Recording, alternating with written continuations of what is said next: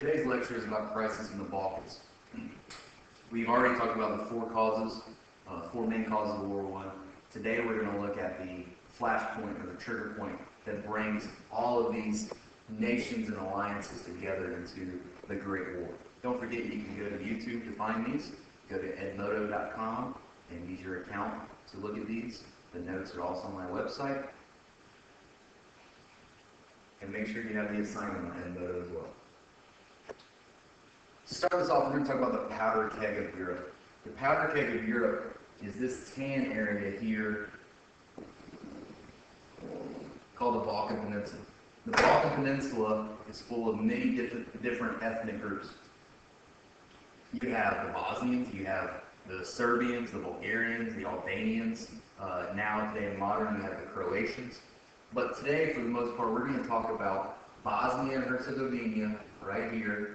We're going to talk about Serbia, and we're going to talk about the relation to Austria-Hungary, which is right up in here. Okay? Austria-Hungary was an imperial power over Bosnia and Herzegovina.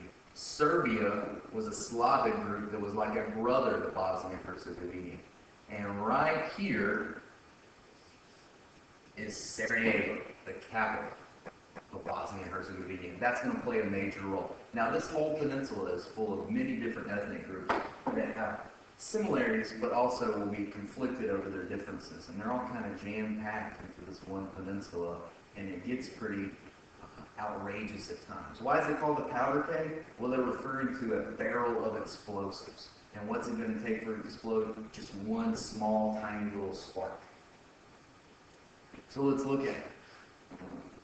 As the Ottoman Empire declined, new nations emerged in that Balkan Peninsula. And these nations were based around ethnic groups and thus were very nationalistic. They wanted to be proud of who their culture was and who they are. Serbia, I just highlighted there, is a neighbor of Bosnia and Herzegovina. And Serbia is full of Slavic people. And these Slavic people are very much like Russia. So Russia treated Serbia as kind of like a little brother that they wanted to protect. And somebody they were looking out for the best interests of Serbia. Okay? On the next one, Bosnia and Herzegovina were also Slav. So they too were like Serbia. But the difference was that Austria-Hungary had Bosnia and Herzegovina as a protectorate. They had imperial power over them, whereas Serbia was independent.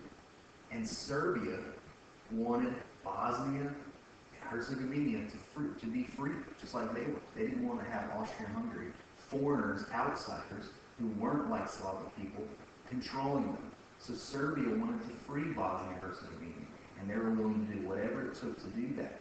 Serbia started bringing in influence in different groups. And because of that, Austria-Hungary was determined to keep Serbia out. Serbia was bringing in these different groups like the Black Hand. And the Black Hand was a Serbian nationalist group. And because Serbia kept bringing those people in, they were annoying Austria-Hungary. And they were giving fuel to the fire of Bosnia and Herzegovina to rebel and break free from Austria-Hungary. And that's not good for Austria-Hungary. Serbia was looking out for the ethnic interests. Austria-Hungary was looking out for the economic interests. They were only worried about having control and making money. Whereas Serbia and Russia and all the Slavic people were worried about freeing the people of Bosnia. Here's a photo of Franz Ferdinand and his wife Sophie. This is actually when they arrived at Sarajevo, the capital of Bosnia. Archduke Franz Ferdinand was heir to the Austrian-Hungarian throne. He would be next in line to rule that country. He and his wife Sophie will visit Sarajevo, the capital of Bosnia. And it's there that they're assassinated. You can read more about this in the activities we have in my classroom. But they are assassinated by Gavrilo Princip. Gavrilo Princip is a 19-year-old Serbian nationalist, and he is a member of a group called the Black Hand. And the Black Hand was kind of a radical group that wanted to help free Bosnia and Herzegovina from Austria-Hungary by any means necessary. And the way they did that was to assassinate Franz Ferdinand and his wife Sophie. This is the flashpoint. This is the spark that ignites the powder keg. The powder keg explodes Now, Austria-Hungary declares war on Serbia, not on Bosnia-Herzegovina, but on Serbia, because it was their group, the Black Hand, that started this and assassinated Franz Ferdinand and his wife. Russia, who sees Serbia as a little brother, will move troops to the Austrian-Hungarian border.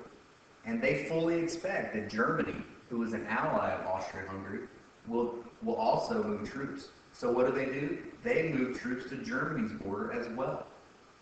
When they do this, Germany sees this as a threat. But remember, Germany's enemy, or the group they didn't like the most, the country they didn't like the most, was France. And France is an ally of Russia. And so when Russia moves troops to the Austrian border and to the German border, Germany is going to wage war on Russia as well as its ally France. This is an opportunity for Germany to get back at France. And so what happens? The Great War begins.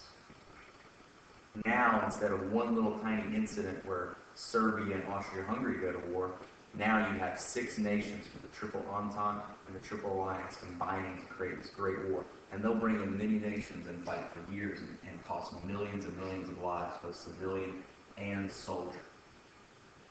That concludes this series of notes. Make sure you're on edmodo.com doing your assignments, and make sure you write down any questions or notes that you have about this so Coach Wall can answer them when you come to class.